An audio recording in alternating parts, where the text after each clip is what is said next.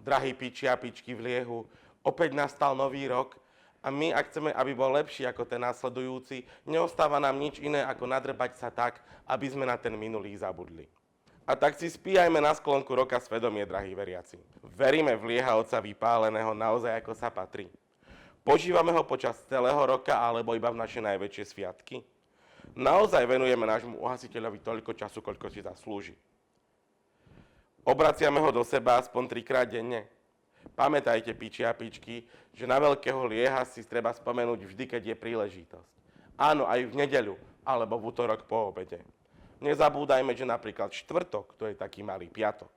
Skončil sa rok 2016 a nám neostáva nič iné ako hodnotiť. Naozaj sme toho vypili viac ako v roku 2015? A aké predsavzatie si dať do ďalšieho roku? Drahí veriaci, poďme si spoločne predsavziať, že rok 2017 spravíme lepším.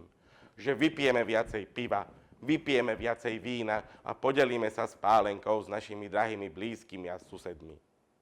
Nový rok vítame obklopení ešte viac nadrbanejšími priateľmi, tak prečo ho nemôžeme prežiť v tomto blaženom duchu celý a nie iba jeho prvé hodiny?